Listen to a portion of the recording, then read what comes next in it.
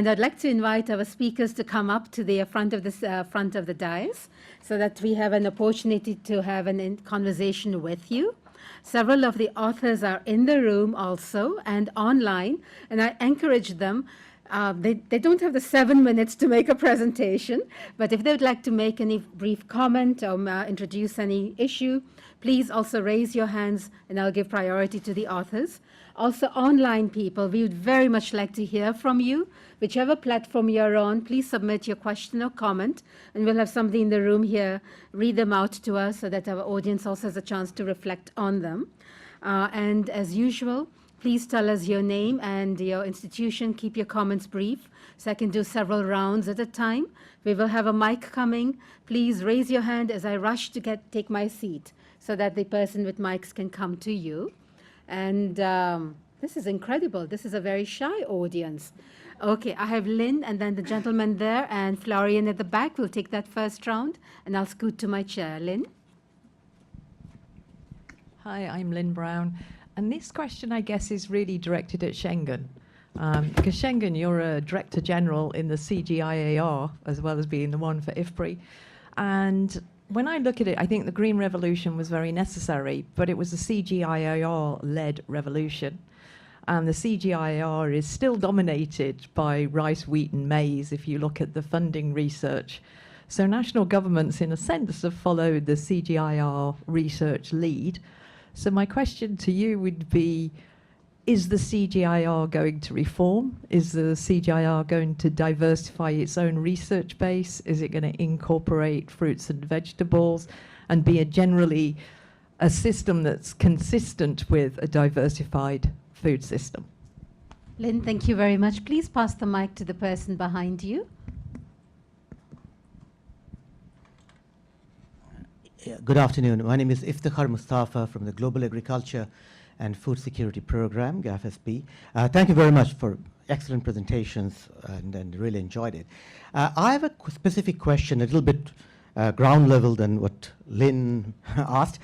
In terms of having the nutrition and agriculture, and we know that at the country level and at organization level often, there are silos.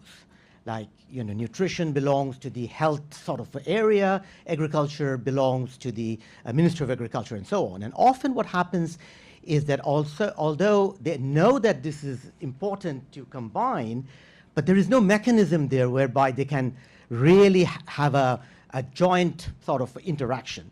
So my question to you, in fact, in your chapter you have raised that, is in the case of India, for example, how is it being done to bring these important components and forces from these diverse sort of departments, both at the federal level and also at the state level, to collaborate and cooperate so that we can have a successful outcome? Thank you. Thank you very much. And then we had a hand up at the back, Florian. Yeah.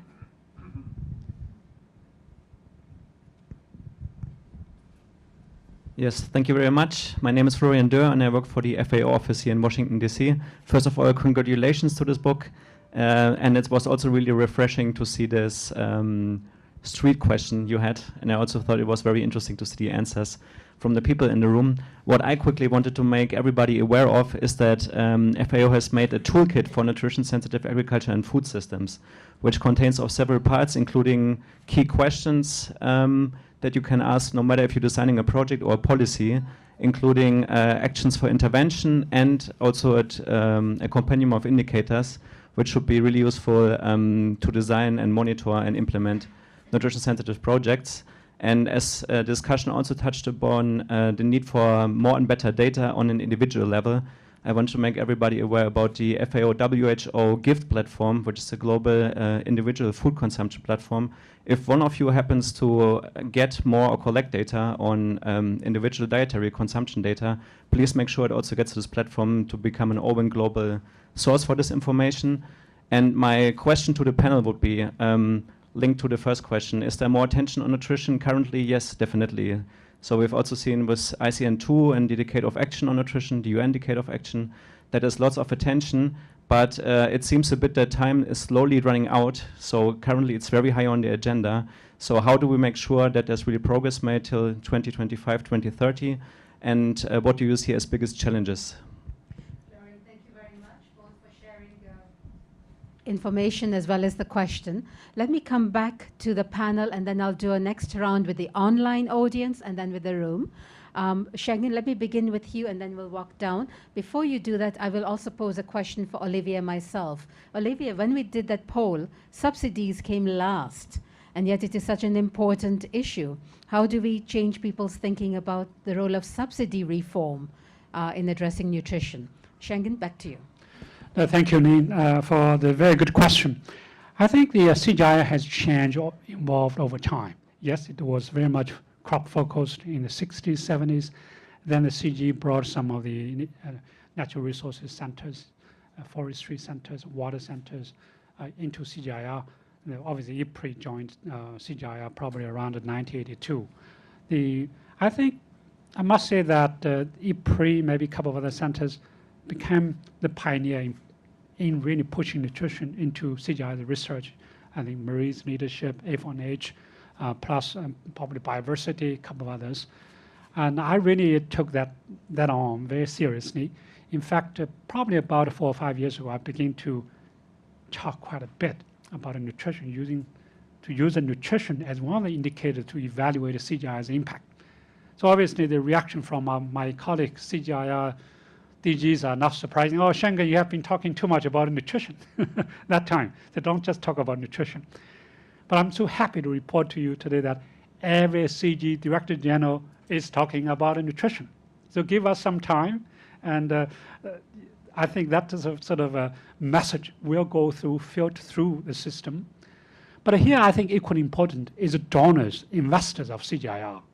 I think CGIAR has got the message, to be frank. If you look at the latest strategy, look at their even research portfolio, they want to take nutrition research on to link that to agriculture, to food. But it's our investors. Well, the Gates Foundation invested quite a bit to support our nutrition work. USAID to some extent a little bit, but DFID, yes, but many other donors are still sitting on the fence.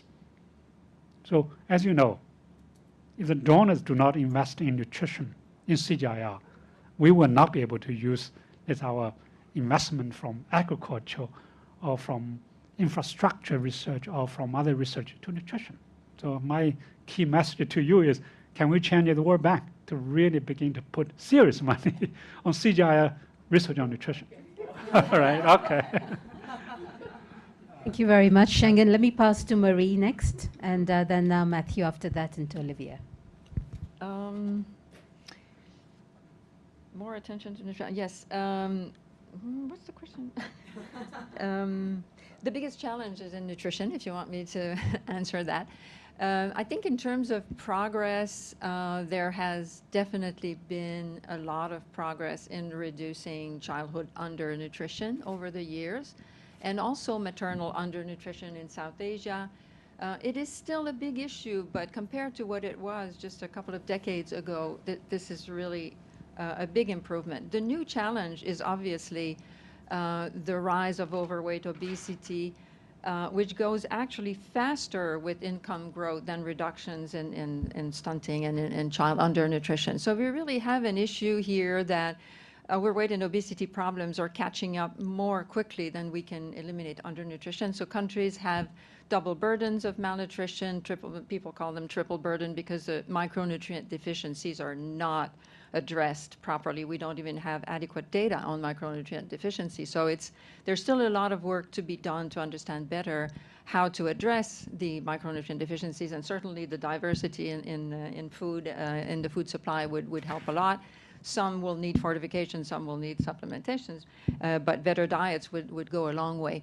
But what are countries going to do when they have all this spectrum of problems of undernutrition, micronutrient deficiency, childhood undernutrition, and then as soon as people get a little bit more income, they have very severe problems of overweight and obesity. And it goes really fast because there's a lot of pressure for people to change their diets. And it starts with the women and in urban areas, and people do less and less exercise for work or for commuting. So that's the biggest challenge. And we're not prepared to address it because we are not addressing, nowhere in the world are we addressing the problem of overweight and obesity alone in developed countries or in Europe and in the US, where we're not making progress. And so we have no lessons to share with the developing world, who will now be confronted with both sides of the picture. One of the point about Shenggen's response, I just wanted to interfere, is that you said that it was a great thing that we now have the CGIAR have nutrition as an outcome. When I came to IFPRI many years ago, nutrition was an outcome, and I fought for 23 years to make nutrition not just an outcome. So maybe that's the way institutions and the CG has to start thinking that we need to improve that, and then go back and say, well, how do we do that? And then have real investments and interventions that will achieve the goal of reducing nutrition. There was a question for... Yes, a question sorry. right next to you with Matthew, and then we'll come to Olivia. Thank you so much, Marie. Yes, the problem, the nexus between agriculture and nutrition is a huge problem. How we're going to address it is also one of the major challenges most developing countries are going to face as we go forward. But these are lessons that are learned slowly, unfortunately. Even if you look at India's National Food Security Act, which was passed in 2013, which tried to expand the public distribution system and availability of food grains. And through this act, what it essentially enables is that about 75% of rural population and about 50% of urban population are still eligible to get staple grains, 5 kilograms of staple grains per month per capita. But again, the problem here is that it's not diversified. It's still staple grain oriented, And similar with the National Nutrition Strategy, it's aiming to reduce anemia, it's aiming to reduce child malnutrition. But it really needs to work across departments, the Ministry of Health, the Ministry of Child and Women Development. And that's a huge issue that's going to take place, and you need reforms in governance to take place. But one way forward really is for each of these ministries and departments to keep nutrition goals as the foremost and work towards that in particular ways.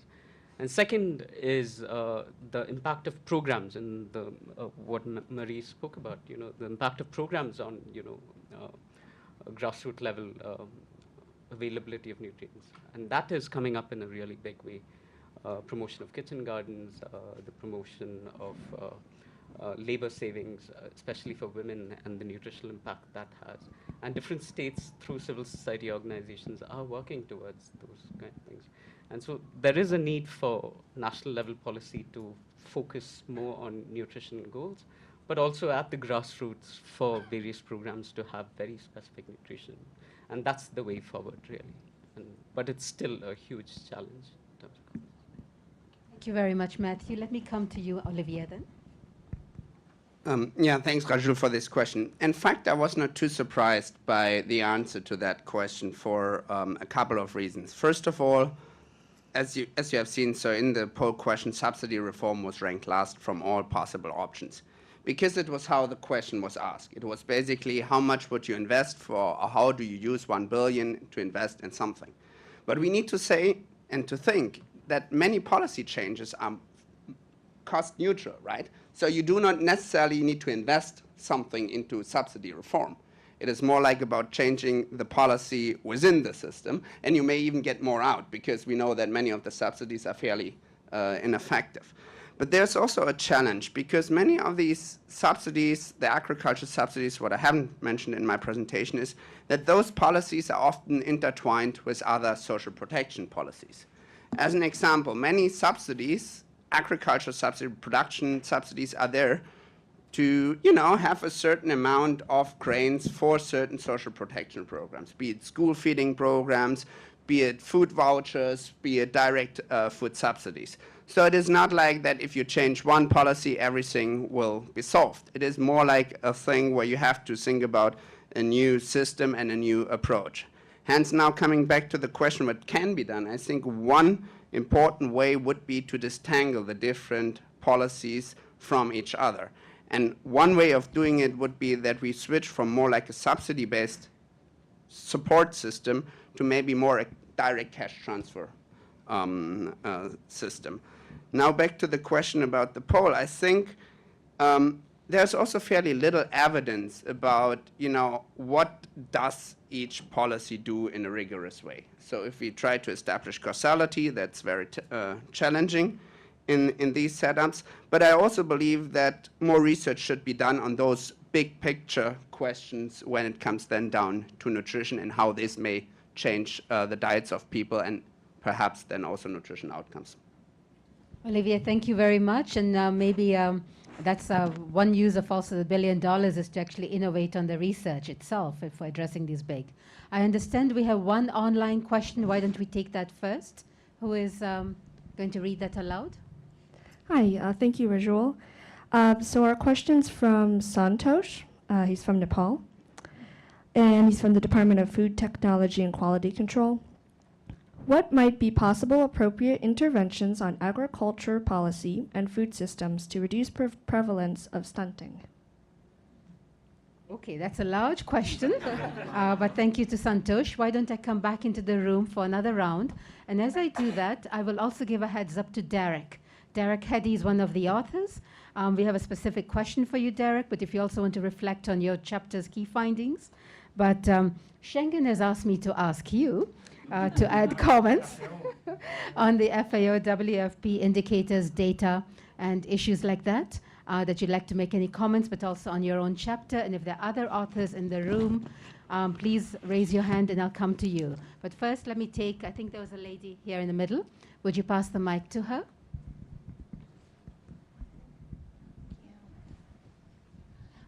Thank you and congratulations on the report. My name is Xiaoyue Home and I'm from the Food Loss and Waste team at the World Bank. And my question is, we all know the FAO numbers, a third of all food produced is lost in waste. And I'm sure you're all aware that the high nutrient foods are also highly perishable and prone to disease and pests. And I was wondering if this is an issue that the report may touch upon, or if this is a research area that IFPRI is looking into. Thank you. Thank you very much. Any question over here? And Derek, do you want me to come to you in this round or next round? Okay, I'll take the gentleman in the front and then come to Derek. Good afternoon. Thank you. My name is Thomas from World Vision. And my question will actually be related to the question from Nepal. In regards to the report, were there any findings actually to tell us more about why is it hard to achieve impacts on child stunting? And if there are also any recommendations in terms of what needs to be done differently? Thank you very much, and then I'll give the mic to Derek.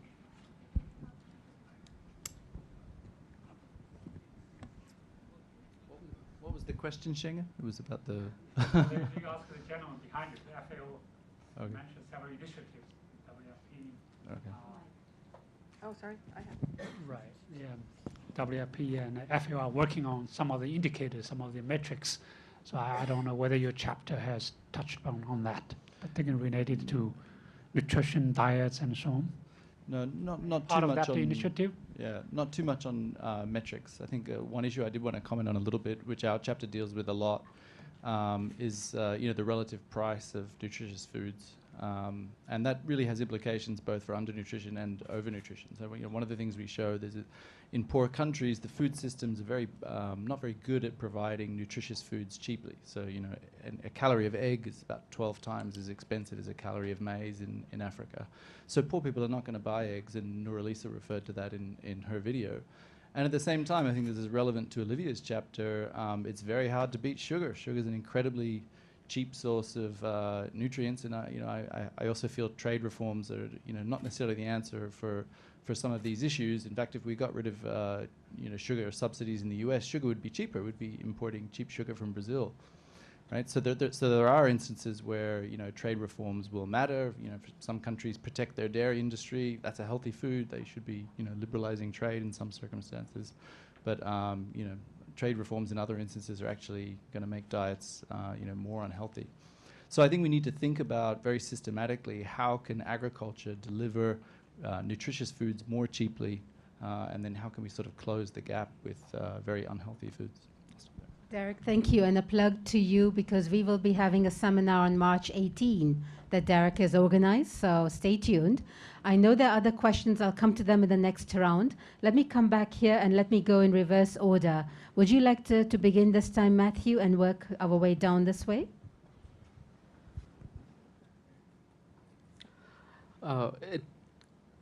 The question about stunting, I think there were two questions on stunting. Yes, it's probably a very broad question, but if I'm to point at one particular aspect that could, and I'm sure the rest of the speakers could talk about that, other reasons too. There is increasing studies, especially in India, to try and identify the factors that actually lead to stunting or factors that influence stunting among children. And there is still research going on, and there's a lot of research in the pipeline that's coming out. And for example, in India, there is this huge drive to eradicate open defecation. And open defecation is a huge cause of disease burden among children. And there have been a lot of studies that have been on to not just look at the construction of toilets as there is a need for behavior change to encourage people to begin using them. So water and sanitation is a huge area that has been linked with child stunting, and there's a lot of research that is going on there and work towards doing that. But I'm sure the rest of the panel can talk to different interventions or causes of stunting. Yeah. Okay, I could spend at least a week responding to that question. My understanding was that the question was asking, the first question anyway from Nepal was asking specifically about agriculture interventions, but I was going to say agriculture is not enough. So, so basically the first point I would make on that is that there is not one solution. We have mentioned it, I think, in the presentations, and we see it over and over that stunting is the result of multiple different factors that start with the mother. So if we first manage to fix the nutritional status of mothers, we have the child has a much better start in life with a more adequate birth weight. And then if you continue throughout the early childhood and at every stage of the life cycle, you get improvements. But the child needs more than food, and that's why I'm focusing on agriculture not being the only responsible for reducing stunting. It's not fair to say to agriculture, reduce stunting, because they can only provide food. They can't provide the sanitation. They can't really provide also the education or the women's empowerment, all of those things that are part of the pathways to improving children's nutrition. Agriculture is extremely important because it can affect the lives, the livelihoods, the income, the nutritional status of the mother and of the family, the household, and all of that. But without clean sanitation facilities, without people using them, without just safer food, without also the mother being empowered to actually make decisions about the child's nutrition. So all I'm saying is, in general, is that there is no one sector that will resolve the problem. They all need to work together, and there are different things that will be, different combinations of things that can be done. The other thing that I'd like to mention and that we are getting concerned about is when the emphasis on stunting was so high, we, the nutritionists, started to push back a little bit, because stunting is just one marker of nutrition. It's just a marker that tells you the child is short, therefore must be malnourished and must be suffering from other problems as well. Micronutrients almost always go with also being stunted. And then they will develop, so there's a cognitive development as well. Is stunting more important than, is the effect of poor nutrition during early childhood more important on being short or on being having a clear brain? Well, it's certainly the latter. So stunting is also not a functional outcome. And I always like to say that there's nothing wrong with being short. And it's not because we are short that we can't earn our living and all of that. The reason why there's an association between stunting and wages later in life and all that is through the cognition. It's not through the size. So we have to remember that stunting is not the perfect indicator. Marie, thank you so much. Well, very good answer. To add to what Marie said, agriculture could also link nutrition through other channels, for example, environment.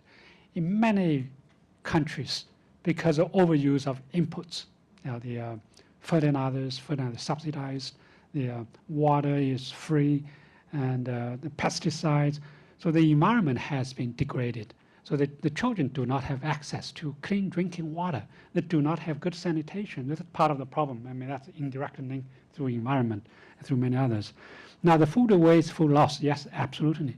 Just for your information, we're going to have a workshop here March 12th. An event here. Yeah, please come over here. So I'm one of the champions of 12.3. SDG 12.3. If you don't know what it is, check the website. What is SDG 12.3?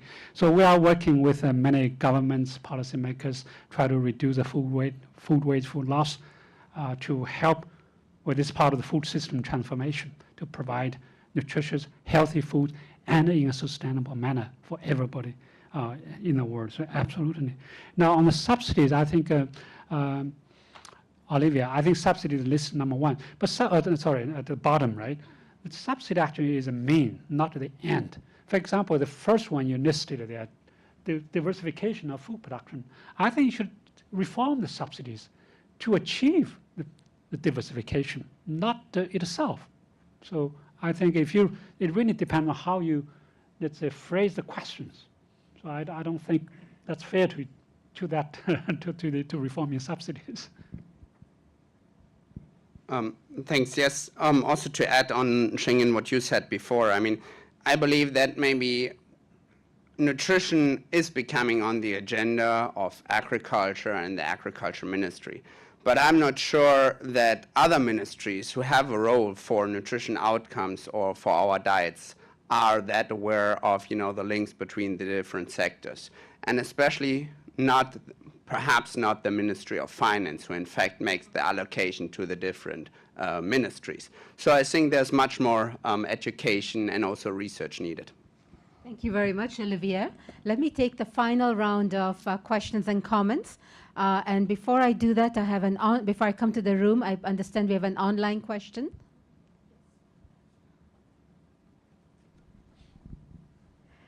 Thank you. So this question is anonymous.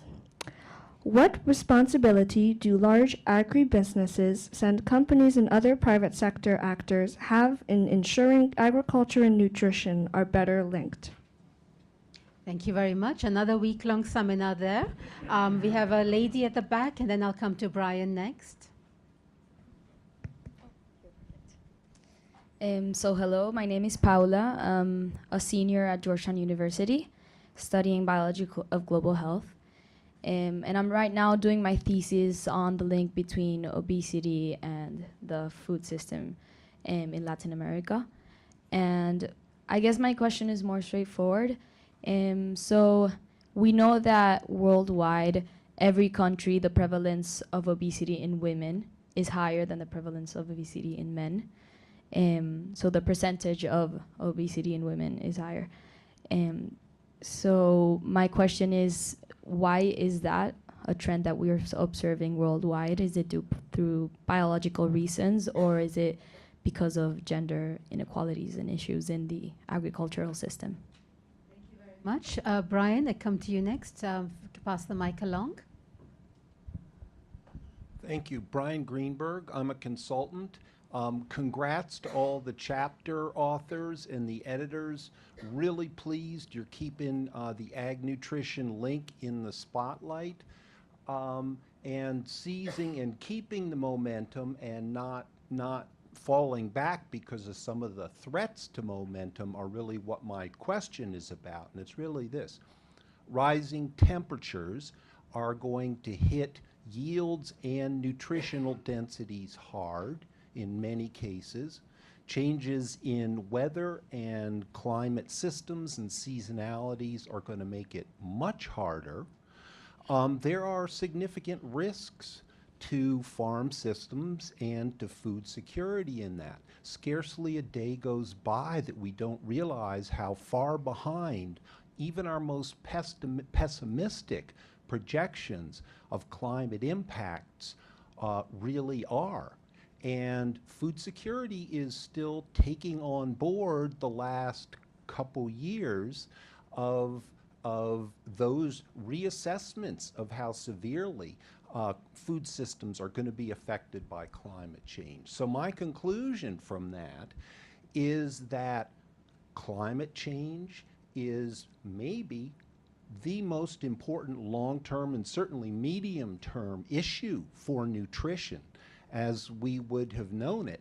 And so not to diminish in any way all of the other excellent suggestions and strategies that you have in place here.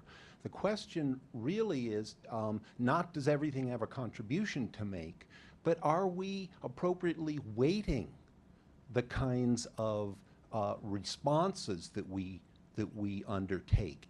Or are we perhaps too caught in our traditional disciplinary perspectives and not taking on board fast enough as a food security community the implications which a lack of climate resilience is going to have? So resilience is job number one. That's my proposition, and feel free to. Thank you, Brian. I'm sure if we can reflect here and then continue the conversation. I would like to begin in the following way, and I'd also like to ask our speakers, this is the final round. If there's any 10-second, 30-second final message you want to reaffirm or bring on the table, please do so as you respond. I'll begin with Olivia, Matthew, Marie, and then Shenggen. Thanks. In fact, I'm good. Thank you. There's a very specific question on women and obesity, but I guess you'll pick it up later on. Maybe I will hand this over to Marie about the prevalence of obesity among women and men, and if this is. I don't know, but yes. Well, no, it's there. I mean, there's clearly. It depends who we're talking about, but in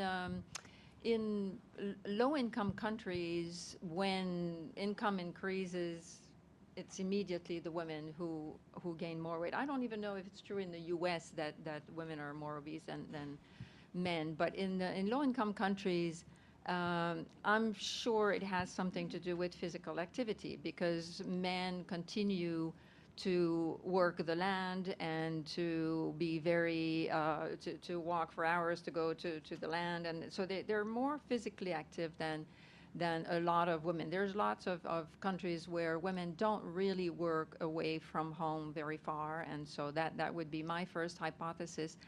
I wouldn't be surprised if they also were more likely to consume when junk foods come in the picture, or when oil is cheaper and everybody is consuming fried food. Maybe they overeat of those things. We don't have good dietary data, so it's very hard to compare. I mean, good dietary data would have to be accompanied with good assessment of physical activity to really make sense of that worldwide, globally. So I don't have an answer for the global question, but I do think that physical activity related to work and and to getting to work, and transport in general are probably part of the issues. I don't believe that it's related to women being pregnant and having babies. I mean, they do gain weight when they have babies, and maybe they lose it less, but why they lose it less than in other countries is because they don't exercise enough or they eat too much. So it's really a balance. You don't get obese if you don't either eat too much calories for your need, or if you don't exercise to counterbalance. Olivia wants to come back in. Olivia? Yes, and to add to what Marie said, the question is also, you know, if a family shares a meal or if the woman prepares a meal, the question is, you know, which food items are picked up by the individuals in the household. So the question is, you know, who eats what, and, you know, to some extent also, is the mother stepping back and, you know, eating what is left over, what is cheap, you know, if staples are there and oil is there, you know, I mean, I think we, as Marie said, we really do not have that good data on, you know, food allocation within the household, especially not at national level or even global level. Thank you very much, Olivia. I hope at some point we'll be able to do a good seminar on obesity that delves deeper into it. Matthew, would you like to, Marie, did you have further comment you want to make? Then Matthew. Just a comment on climate change and food security. Yes, it's a large issue, and it's one of the most pressing issues we're going to be dealing with in the years to come. In trying to implement climate-smart agriculture, 3 points that I think are really important, and especially for developing country food systems, is one, how do you implement climate-smart technologies, especially to a predominantly small farm-dominated farming system? And that'll be a big challenge. And second is, what is the new role technology is going to play in terms of you know, climate resilient crops like drought resistant crops or flood resistant crops. That is going to be huge. And the last one is, especially now in most developing countries, you don't have any risk mitigating systems or insurance systems in order to safeguard smallholders from the risks of agriculture and climate change risks. And how are we going to put that in place, and how are we going to ensure that people are safeguarded from these things? Those are, according to me, it's just a comment to add on to your. Thank you. Shenggen, you have the final word. Yeah, with regard to the climate change and our food system for nutrition, yes, it's a big deal. In fact, if you look at the latest Eat Lancet report called Healthy Diets from the Sustainable Food System, on the one hand, the food system will be much affected by the climate change very negatively. How we're going to adapt our food system to do that. The second is equally important, how the food system can help to mitigate the climate change. But right now, the business as usual, the food system, agriculture system, will emit 1/3 of the greenhouse gas emission. So we don't want it to destroy our environment. We don't want it to increase our temperature by 2 degrees or even more. So I think agriculture food is part of the problem and could be part of the solution. Now, I think many mentioned about what do we do at the national level. It's just the Ministry of Agriculture, Ministry of Health, Ministry of Finance. Yes, all are very important. But we can keep talking about this. I think it is very important to have accountability system at the national level. That's a prime minister. Prime minister's office has somebody who coordinates cross-sectional nutrition. And mainstream nutrition, not just to agriculture strategy, food strategy, they must mainstream it to national development strategy. So that's the way we can go. I have seen changes in some countries already, but we need to do more. Now, obviously, we still have lots of unknowns in the very beginning. For example, as Brian mentioned, okay, how can we make sure that our food system is climate resilient? So IFPRI actually launched an initiative to tackle that. How can we transform our food system to be, let's say, to be resilient to climate change? So from the supply side. And then equally important is the people, the poor people, hungry people are moving to the cities. Yeah, obviously, it's still the case that majority of the poor hungry are still in rural areas. We need to revitalize it. But focus on urban areas, the urban food system is a must. We don't know much Again, Marie is leading an initiative on our the urban food system. Big deal. Then lastly, food industry. Somebody mentioned about the food industry, right? I think it's Brian or somebody else. What is, I think somebody from online, right? What food industry companies will do to help us? Again, sorry for a bit more commercial. We just launched a program to look at the food industry, how the food industry can help to reshape the food system, to provide jobs, provide income, provide nutritious, healthy food for everybody. So I think IFPRI is very much committed to continuing to provide data, information, knowledge for everybody in this room, everybody online, everybody in the world to take that action. My final message is, if you wanted to change the world, you change yourself first. I don't know whether you haven't had a chance to consume today's food and lunch. We have really transformed our food. More sustainable, more healthy, more nutritious. I hope you will do the same. Shenggen, thank you very much. Before I ask you to join me in thanking our incredible presenters, two things. One is please mark March 12, March 18, and March 27 in your calendars. Of course, I'm making a promotion for 3 upcoming events, but you'll see the announcements soon. They're exciting. And second is to remind you, the book is open access. You have no excuse. Read the chapters. On that note, please join me in thanking our presenters and all the chapter authors.